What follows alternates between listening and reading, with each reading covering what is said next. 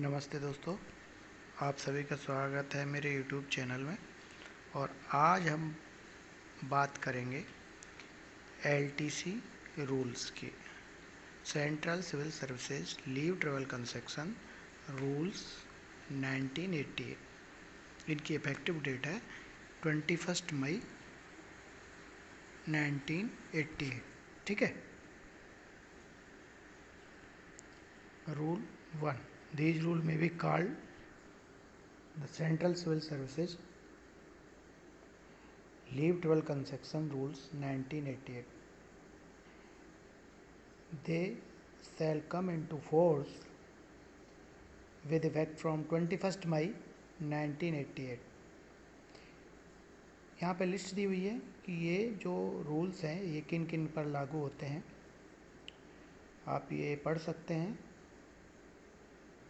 कि कौन कौन सी मिनिस्ट्री और डिपार्टमेंट्स जो हैं जिन पर ये रूल लागू होते हैं। ठीक है। और कौन कौन से एम्प्लॉय हैं जो इसमें कवर होते हैं। मैं इनको पढ़ देता हूँ। Who are appointed to civil services and posts including civilian government servant in the defense services in connection with the affairs of the union, who are employed under a state government and who are on deputation with the central government। State government के वो कर्मचारी जो central government में भी deputation में है, उन पर भी ये रूल लागू होते हैं। Who are appointed to contract basis and who are re-employed after their retirement। Railway servants भी LTC रूल्स लागू होते हैं, जिसको GID 2 रूल 1 में दिया हुआ है। अभी पहले ये लोग नहीं होते थे, अभी ये इनको भी LTC की सुविधा प्रदान कर दी गई है। These rules shall not apply government servant not in full-time employment, person in casual and daily rated employment, person paid from contingency, member of the armed forces, local recruits in Indian mission abroad, and person eligible to any other form of travel concession enabling during leave or otherwise। Rule 2 and 3, any employee with 1 year of continuous service on the date of journey performed by him his family is eligible। 1 साल की नौकरी के बाद कोई भी central government employ है जो है वो LTC के लिए एलिजिबल हो जाता है। फैमिली डेफिनेशन, फैमिली में कौन कौन कवर होते हैं इसके लिए आप ध्यान रखें कि जो भी रूल्स हैं उनके लिए फैमिली डेफिनेशन अलग अलग होती है। जैसे LTC के लिए अलग है, ट्रांसफ़र TA के लिए अलग है, मेडिकल के लिए अलग है, फैमिली के लिए अलग है। तो जब भी जो भी केस डील करें तो उससे related family definitions particular book में पक्का देखें। तो यहाँ पर फैमिली में कौन कौन आते हैं वो एक बार पढ़ देता हूँ मैं। The government servant's wife, second legally wedded wife if the second marriage is with the specific permission of the government और husband as the case may be, and 2 surviving unmarried children or step children wholly dependent on the government servant with effect from 20 अक्टूबर 1997। देखिए ये cut off date है। इससे पहले अगर कोई 2 से ज़्यादा बच्चे हैं तो वो LTC के लिए अलाउ हैं, लेकिन अगर इस डेट के बाद में कोई बच्चा पैदा हुआ है तो वो LTC के लिए एलिजिबल नहीं है। केवल 2 ही बच्चे जो बड़े बच्चे हैं दोनों वही एलिजिबल रहेंगे इस डेट के बाद। ठीक है। इसके बाद में ये नीचे कौन कौन फैमिली जो है डिटेल्स में आता है LTC के, वो सारी लिस्ट यहाँ दी हुई है। इसको आप पढ़ सकते हैं और समझ सकते हैं। ठीक है। अब देखिए डिपेंडेंट की क्या परिभाषा है, होल्ली डिपेंडेंट कौन कहलाएगा। उसके लिए एक मिनिमम सोर्स ऑफ इनकम का क्राइटेरिया रखा गया है कि जिस भी फैमिली मेम्बर्स की या जो भी फैमिली मेम्बर है उसकी 9,000 प्लस DA उससे ज़्यादा की अगर मंथली इनकम है तो वो डिपेंडेंट नहीं माना जाएगा। डिपेंडेंट वही माना जाएगा जो 9,000 प्लस DA जो डियरनेस अलाउ रिलीफ है उसके कम जिसकी मंथली इनकम है वही डिपेंडेंट माना जाएगा। होम टाउन मीन्स जब अपॉइंटमेंट के टाइम पे मीन्स द टाउन विलेज और any other places declared as such by the government servant and accepted by the controlling officer. ठीक है, जब गवर्नमेंट एम्प्लॉय ज्वाइन करता है उसी टाइम उस पर ये सर्विस रिकॉर्ड जब तैयार किया जाता है तभी पूछा जाता है कि आपका होम टाउन क्या है, वो डिक्लेयर करता है और उसको कंपिटेंट अथॉरिटी कंट्रोलिंग ऑफिसर जो है एक्सेप्ट करता है। तो वंस एक बार अगर होम टाउन आपका जो भी डिक्लेयर हो गया, केवल साल पूरे सर्विस के दौरान एक ही बार चेंज किया जा सकता है। फर्स्ट टाइम तो आप डिक्लेयर करोगे और पूरे सर्विस के दौरान मौका मिलता है कि एक बार उसको चेंज किया जा सके। देखिए LTC और TA में एक सबसे बड़ी बात होती है कि शॉर्टेस्ट डायरेक्ट रूट से जर्नी करना बहुत ज़रूरी होता है। अगर आपने शॉर्टेस्ट डायरेक्ट रूट से जर्नी नहीं की है तो जो कंट्रोलिंग ऑफिसर है आपकी जर्नी को शॉर्टेस्ट डायरेक्ट रूट से रिस्ट्रिक्ट कर सकता है। शॉर्टेस्ट डायरेक्ट रूट क्या होगा, उसके लिए जो भी मोड है जिससे आप जल्दी उस जगह पहुंच जाते हो, जो शॉर्टेस्ट रूट है आपके एंटाइटलमेंट से आप जल्दी से जल्दी वो पहुँचते हो, उसी को शॉर्टेस्ट रूट माना जाता है। लेकिन अगर 2 से 3 अगर रूट हैं तो आपका कंट्रोलिंग ऑफिसर है वो डिसाइड करेंगे कि आपको कौन सा रूट है वो शॉर्टेस्ट माना जाए। ठीक है, the shortest route is that by which the traveller can most speedily reach his destination by the ordinary modes of traveling. In case of doubt, the competent authority may be decide which shall be regarded as the shortest of 2 or more routes. ठीक, change of home town rule 5 है, जैसा कि मैंने आपको बताया, once declared and accepted by the controlling officer shall be treated as final. एक बार जो फर्स्ट अपॉइंटमेंट के टाइम पर जो डिक्लेयर करे उसी को ही फाइनल माना जाता है। In extension the head of the department of if the government servant himself is the head of department, the administrative ministry may authorise a change in such declaration provided that such a change shall not be made more than once during the service of a government servant। एक बार जो declare हो गया वही final होता है, लेकिन अगर कुछ ऐसी सरकमस्टांसेस चेंज होती हैं तो उसको पूरी लाइफ में एक बार और चेंज किया जा सकता है। एक ही बार जो किया होता है वो फाइनल होता है, लेकिन उसको एक मौका और मिलता है उसको चेंज करने का। ठीक है, declaration of place of visit under leave travel concession to any place in India. जब भी LTC के लिए आप जाएं तो उस सबसे इसमें ध्यान रखने वाली बात होती है कि आप जो भी डिक्लेयर्ड विजिट प्लेस है उसको टच करें, उसको प्रायर डिक्लेयर्ड होना चाहिए कि मुझे इस पॉइंट पर घूमने जाना है। उसमें आप जाने से पहले आप उसको चेंज कर सकते हैं। आप मतलब आपके पास पूरा राइट है कि आप जो भी डिक्लेयर्ड है, जैसे आपको चेन्नई जाना है या गोवा जाना है तो आप जाने से पहले अगर पहले चेन्नई का एप्लीकेशन दे दिए तो आप उसको गोवा का भी कर सकते। लेकिन जर्नी जब स्टार्ट हो जाएगी, आपने हेडक्वार्टर छोड़ दिया, उसके बाद आप उसको चेंज नहीं कर सकते हैं। ठीक है, उस कंडीशन में अगर आपको वो पॉइंट जो डेस्टिनेशन है वो टच नहीं कर पा रहे हैं तो उसका रिलैक्सेशन देने की पावर कंट्रोलिंग ऑफिसर को है, लेकिन उसका जो भी जेन्युइन रीज़न है वो आपको बताना पड़ेगा। अगर आप बिना किसी रीज़न के अगर डेस्टिनेशन पॉइंट टच नहीं कर पाते हैं तो कंट्रोलिंग ऑफिसर के पास ये राइट हो जाता है कि आपका पूरा LTC ही फॉरफिट कर दे। अगर आप जेन्युइन रीजन के साथ किसी रीजन की, जैसे कोई प्राकृतिक आपदा आ जाती है, कहीं दंगे हो जाते हैं और आप अपना डिक्लेयर्ड प्लेस ऑफ विजिट आप टच नहीं कर पाते हैं LTC के दौरान, तो उसका रिलैक्सेशन देने का पावर आपके जो है कंट्रोलिंग ऑफिसर है उनके पास होता है, वो उसमें कर सकते हैं। लेकिन नॉर्मल कोर्स में ये आप चेंज नहीं कर सकते हैं। कब? जब आपकी जर्नी स्टार्ट हो चुकी है STC जर्नी।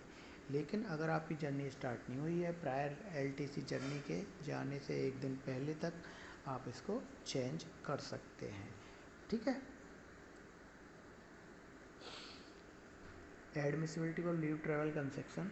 देखिए, the leave travel concession shall be admissible to a person of the category specified in clause 1 and 3 of sub rule. जो हमने पहले जो एक लिस्ट बनाई थी, आपको बताया शुरुआत में जब ये क्लास शुरू हुई थी उससे पहले उसी उसी दौरान रूल 1 में कि ये एलिजिबल हैं एलटीसी के लिए और ये नहीं है, ठीक है।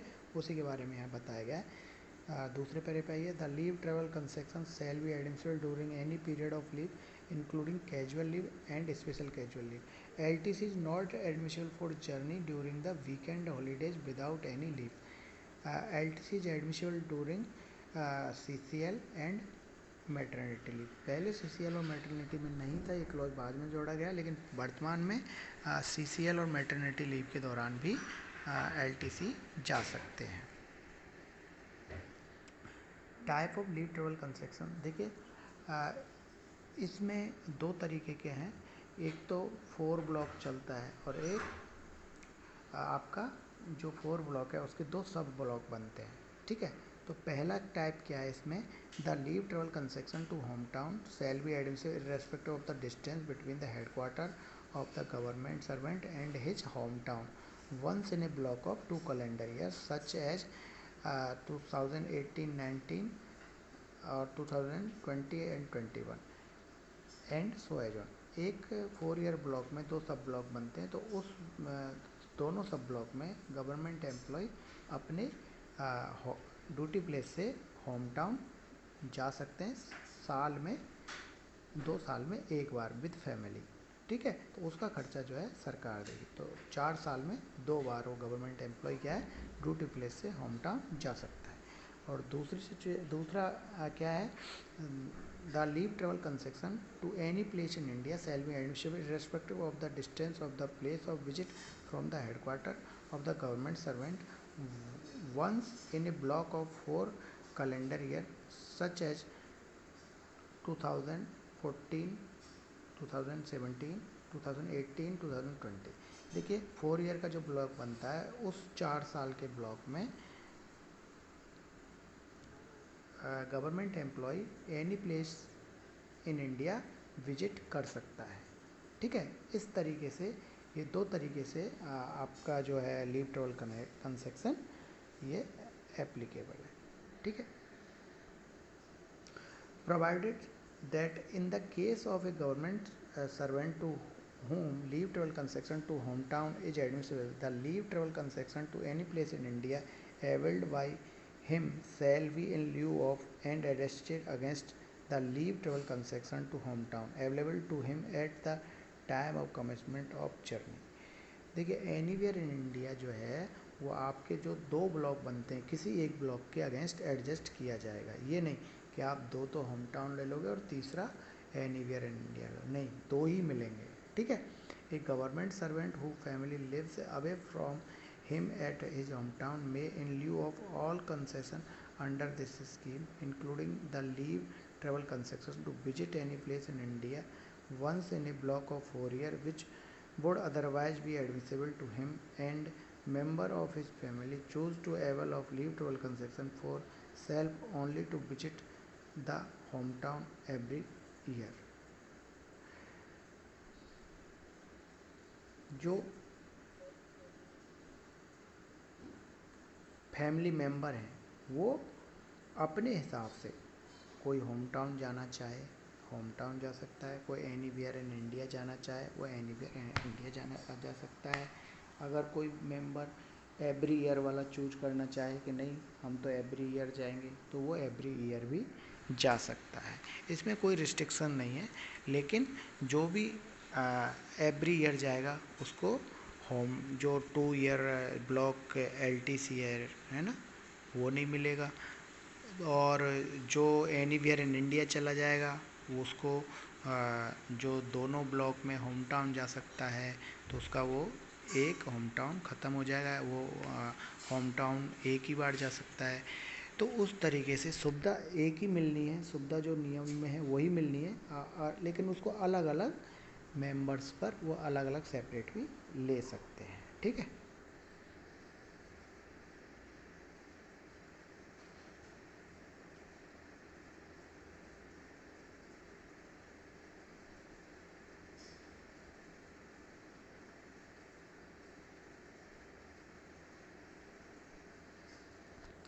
फ्रेश रिक्रूटमेंट के लिए क्या है, देखिए फ्रेश रिक्रूटमेंट के लिए सरकार ने अलग से प्रोविज़न किया हुआ है। उसके लिए जो नए रिक्रूट होते हैं, नए जो 6 पे कमीशन आया है तब से ये ऑर्डर्स लागू हैं। तो नए जो रिक्रूट हैं, आपको पता है एलटीसी 1 साल के बाद एलिजिबल होती है। तो जैसे उनकी 1 साल होती है तो उससे आगे जो उसके उनके 8 ईयर्स होते हैं, उनका 4 साल के 2 ब्लॉक बनते हैं। तो 4 साल में पहले 3 साल वो होम टाउन जा सकते हैं और चौथे साल में वो एनीवेयर इंडिया जा सकते हैं। ठीक है, इसमें ये प्रोविज़न नए रिक्रूटर जो हैं उनके लिए हैं। जैसे 8 साल उनकी हो जाती हैं, 8 साल के बाद में 8 ईयर्स वो पुराने जो जैसे चला आ रहा है उसमें आ जाते हैं। लेकिन शुरू के 8 साल वो उन पर ये जो रूल है वह लागू होता है और वो इसको ले सकते हैं। This facility shall be available to the government officers only for the first 2 block of 4 years applicable after joining the government of the first time. The block of 4 years shall apply with reference to the initial date of joining the government, even though the employee change the job within the government subsequently. The existing block will remaining the same, but the entitlement of the new recruitment will be different in the first 8 year of service. देखिए अगर एक job छोड़ के, एक केंद्र सरकार की एक नौकरी छोड़ के कोई दूसरी नौकरी में चला जाता है तो उसकी जो है 8 साल वो डेट ऑफ फर्स्ट ज्वाइन से ही माने जाएंगे। ठीक है, इसके बाद में एक ओएम आया है 31 अक्टूबर 2017 का। उसके दौरान उसमें ये क्लियर किया गया है कि अगर कोई भी एम्प्लॉय हेडक्वार्टर, कोई भी एम्प्लॉय का, जिस एम्प्लॉय का हेडक्वार्टर दिल्ली है, उसका बच्चा बॉम्बे पढ़ रहा है, तो पहले क्या था, इस ओएम से पहले कि अगर एलटीसी का एक रूल था कि हमेशा एलटीसी या जो भी पे एंड अलाउंसेज होते हैं वो हेडक्वार्टर से ही गवर्न करते हैं। तो वो बच्चा बम्बई जो बच्चा पढ़ रहा है वो अगर दिल्ली घूमने आता है ऑल इंडिया में, तो उसका बिल जो रिस्ट्रिक्ट होगा वो विजिटिंग पैलेस, ड्यूटी प्लेस से विजिटिंग पैलेस की जितनी दूरी होती है उतना उसको एलटीसी का फेयर दिया जाता है। अब इसमें देखिए कि लड़का बॉम्बे पढ़ रहा है, उसके फादर की पोस्टिंग दिल्ली है और वो वहाँ से घूमने आता है। जब वो वहाँ से घूमने आया तो क्या हुआ, घूमने जब वो आया तो अब जहाँ पोस्टिंग है वहीं घूमने आ गया, तो अब उसकी इस स्थिति में उसका एलटीसी तो बना ही नहीं, वो नील हो गया। ये पहले कब से रूल था, 31 अक्टूबर 2017 से पहले। लेकिन 31 अक्टूबर 2017 के बाद एक ये ओएम आ गया और उसने क्लियर कर दिया कि बच्चे को एलटीसी मिलेगी। ठीक है, और वो उस एम्प्लॉय के जो भी एलटीसी उनको ड्यू है उससे एडजस्ट किया जाएगा। इसमें इस रूल को बिल्कुल क्लियर कर दिया। क्या है ये, it is clarified that full reimbursement as per the entitlement of the government servant shall be allowed for journey performed on LTC by the family member for any place in India to headquarter or oblique place of posting of the government servant and back. When such journey is performed from the hometown, the LTC shall be counted against hometown LTC, and in case the journey is from any place in India, then it shall be counted against any place in India. बस जब इस स्थिति में यह है कि जो उसकी ड्यू होगी, जो वो लेना चाहेगा, होम टाउन एलटीसी ले रहा है तो होम टाउन वाली उसकी जो है उसके अगेंस्ट एडजस्ट किया जाएगा, और एनी प्लेस इन इंडिया ले रहा है तो उसको any place in India adjust किया जाएगा। ठीक है, अब कुछ फैसिलिटी होती हैं जो north east, Andaman Nicobar, Lakshadweep, JNK इन रीजनों को दी जाती हैं, तो उनके बारे में हम यहाँ थोड़ी चर्चा करेंगे। तो इसमें क्या होता है कि जो हार्ड एरिया पोस्टिंग होती है, यहाँ पर जो एम्प्लॉय जिनकी ड्यूटी होती है वो क्या करते हैं, अपने बच्चे पीछे छोड़ के जाते हैं, लास्ट प्लेस ऑफ पोस्टिंग पर बच्चे छोड़ के जाते हैं या अपने होम टाउन छोड़ के जाते हैं। तो बहुत से केसों में यही होता है कि लास्ट प्लेस ऑफ पोस्टिंग पे बच्चे होते हैं तो उनको फैमिली क्वार्टर भी रिटेंशन मिलता है और उनके लिए एक सुविधा भी दी जाती है कि वो साल में एक बार वो क्या कर सकते हैं, अपने जो गवर्नमेंट एम्प्लॉई है अपने बच्चों से मिलने लास्ट प्लेस ऑफ पोस्टिंग या होम टाउन पे आ सकते हैं और जा सकते हैं। उसका फेयर सरकार देगी। और बच्चों के लिए एक होता है कि बच्चे और वाइफ जो है वो एम्प्लॉय के पास जा सकते हैं साल में एक बार, और उसका फेयर भी एवरी ईयर सरकार देगी। ठीक है, एक तो ये हो गया, वो एवरी ईयर जो गवर्नमेंट एम्प्लॉय है वो आ सकता है और इधर से बच्चे भी जा सकते हैं। ठीक है, ये एक सुविधा उनको अतिरिक्त दी हुई है। और इसके अलावा जो उनको अगर वो ये सुविधा नहीं लेकर के वो पुराने वाली जो है 2 साल में एक बार घूमने वाली वो सुविधा भी चाहें तो वो ले सकते हैं।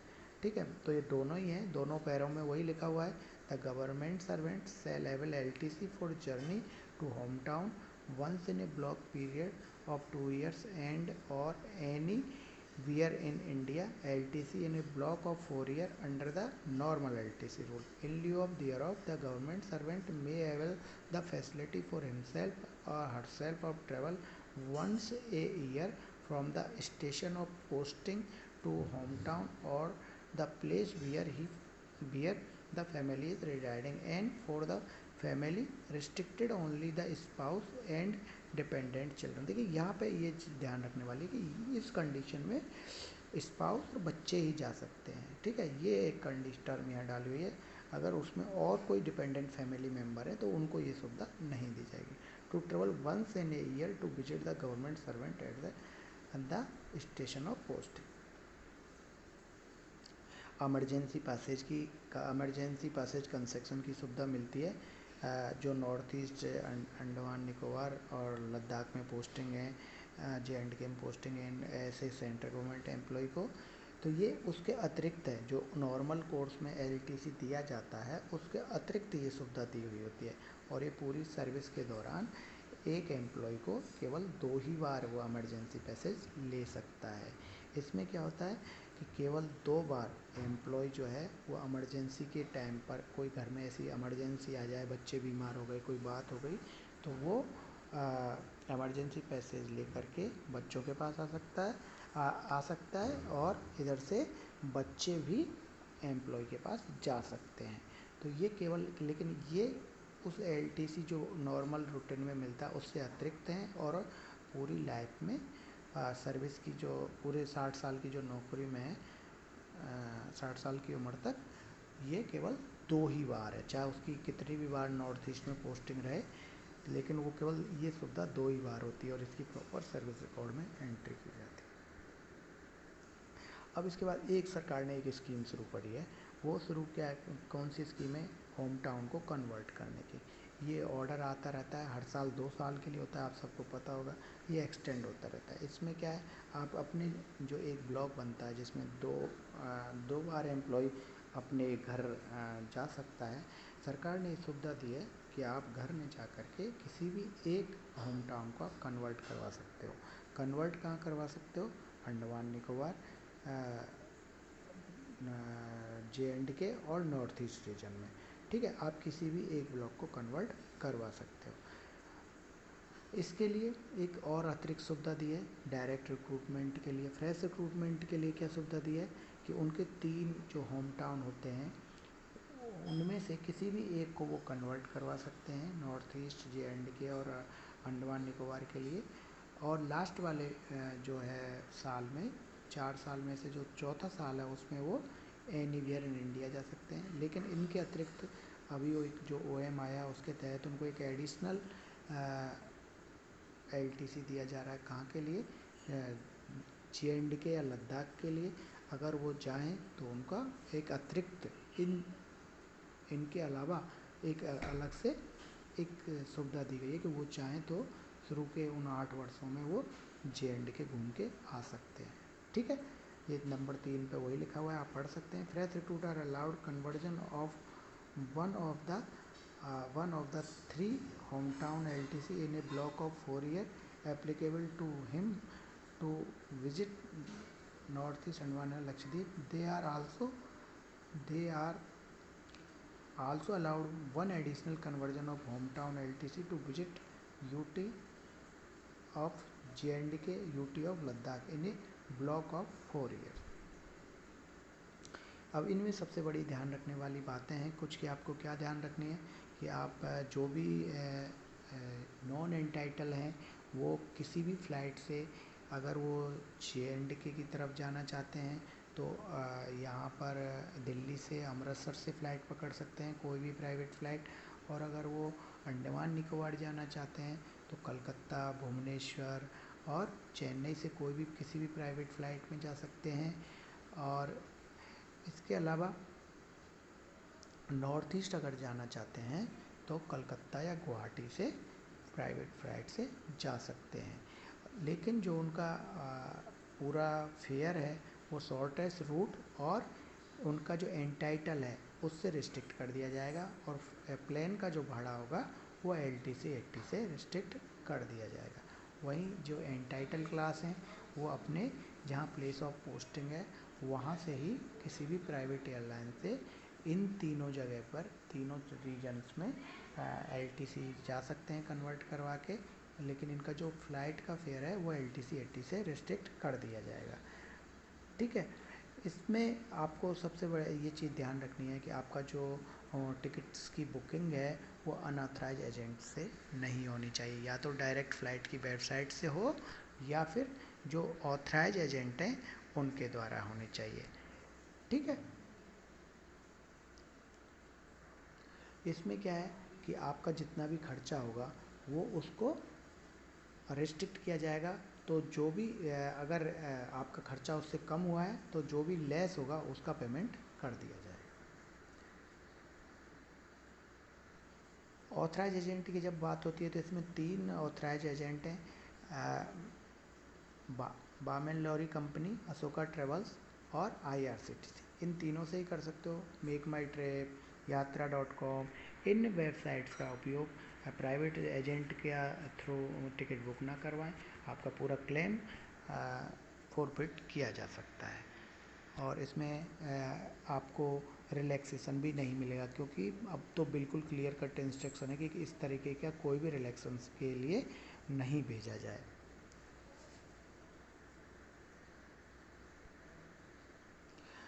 Counting of leave travel concession against particular block years, a government servant and the member of family having the leave travel concession may traveling in different routes at the different times during a block of 4 years as the case may be। देखिए मैं पहले ही बता दिया आपको कि हर जो जितने family member हैं वो अपने हिसाब से वो कहीं पर भी किसी भी अलग अलग उसमें भी जा सकते हैं, सबका एक साथ जाना ज़रूरी नहीं है। ठीक है, इसमें ध्यान रखने वाली बात है कि हमको रूल 10 ये कहता है कि आपका जो कैरी ओवर होता है लीव ट्रेवल कंसेक्शन क्या एक महीने का एक साल का ग्रेस पीरियड मिलता है। जैसे 2018-19 है उसको आप 31 दिसंबर 2020 तक एवेल कर सकते हैं। जैसे 20 से 21 है तो उसको 31 दिसंबर 22 तक एवेल कर सकते हैं। एक साल का ग्रेस पीरियड इसमें दिया जाता है। तो ये ऐसा नहीं है कि आपका जैसे 31 दिसंबर है उससे पहले उसका जो जर्नी है वो स्टार्ट होना चाहिए।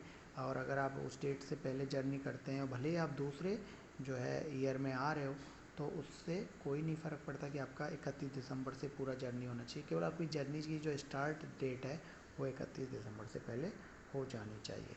ठीक है,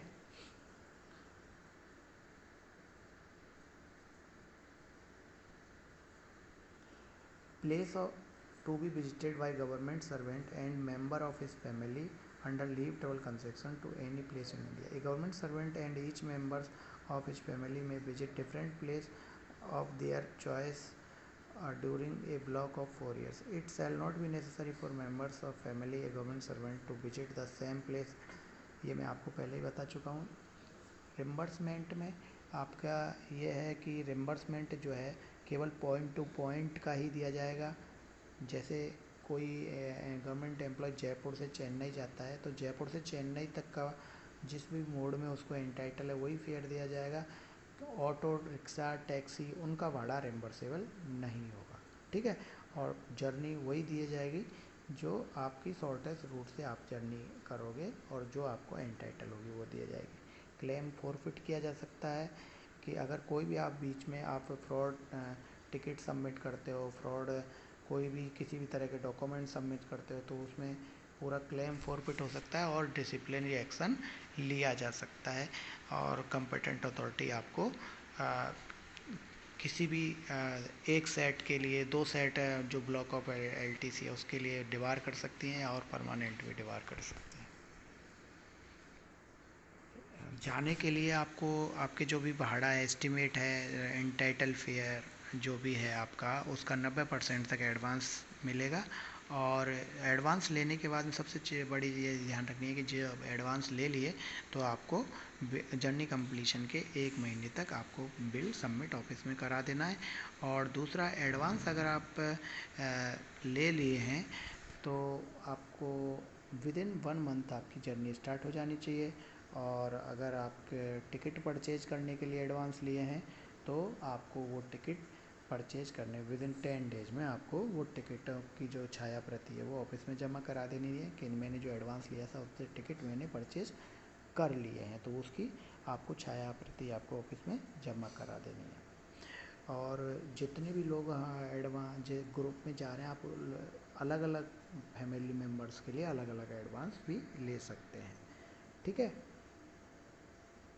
और अगर जो रिटर्न जर्नी है, कहीं जाने का रिटर्न जर्नी है, तो अगर 90 दिन से ज़्यादा का 3 महीने या 90 दिन से ज़्यादा का है तो आप सिंगल साइड का ही उसका एडवांस ड्रॉ किया जाना चाहिए, ठीक है।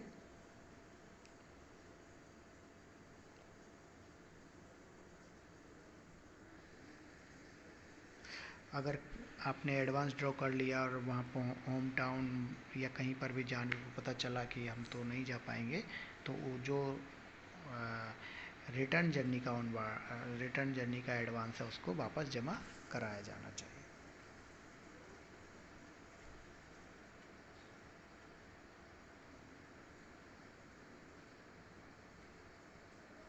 The advance should be refunded in full if the outward journey is not coming within 30 days of the grant of advance। देखिए, अगर एडवांस लिया और जर्नी स्टार्ट नहीं किया तो फुल एक मुश्त में वो सारा पैसा वापस गवर्नमेंट ट्रेजरी में जमा हो जाना चाहिए।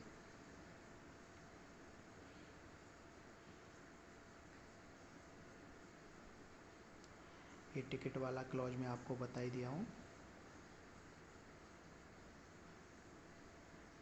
और विदिन 1 मंथ ये जो है आपको अपना एडजस्टमेंट बिल जो है वो ऑफिस में सबमिट करा देना है आपकी जर्नी कंप्लीट होने के बाद। रिकवरी जो भी होगी, आपने एडवांस की जो रिकवरी की जाएगी वो जो है किस्तों में नहीं होगी, लमसम की जाएगी, ठीक है।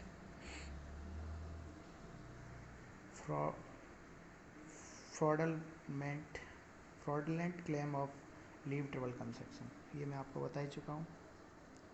डिसिप्लिनरी एक्शन हो सकता है अगर किसी भी तरह का आपने कोई फ्रॉड किया है और कोई फर्जी डॉक्यूमेंट या कुछ भी फ्रॉड करने की कोशिश की तो आपके ऊपर डिसिप्लिनरी एक्शन हो सकता है। अब रूल्स के लिए आप देखिए, इनमें जो भी आपका इंटरप्रिटेशन है, किसी भी तरह का कोई डाउट है, उसके लिए जो मिनिस्ट्री है वो DOPT ऑथराइज हैं इसके लिए, और वही इनमें किसी भी रूल्स को इंटरप्रेट करने के लिए अथॉरिटी हैं। तो जब भी अगर इनमें कोई आपको कोई डाउट हो तो पक्का जो कॉम्पिटेंट मिनिस्ट्री है उनको लिखें और वो ही इसमें इंटरप्रेट करेंगे। तो दोस्तों, यहाँ पर जो मेरी LTC की जो है ये क्लास ख़त्म होती है। अगर आपको कोई डाउट कभी क्वेरी हो तो आप मुझसे पूछ सकते हैं, जितना मेरे से होगा मैं बताऊँगा आप लोगों के लिए। बस इसमें आपको यही ध्यान रखना है कि जो भी टिकट्स वगैरह हैं, मेन जो इसमें दिक्कत होती है अनऑथराइज एजेंट वाली, वो नहीं करना। जब भी LTC जाओ ऑथराइज एजेंट से ही टिकट करानी है, और या फिर जिस भी फ़्लाइट से जा रहे हो तो जो भी उसकी वेबसाइट है डायरेक्ट वेबसाइट से करानी है, ना कि किसी ऑथराइज एजेंट से। तो इसी बात को यहाँ ध्यान में रखते हुए आप सबसे निवेदन है कि आप जाएं LTC में और एंजॉय करें और आपकी यात्राएं सुखद रहें। इसी के साथ धन्यवाद।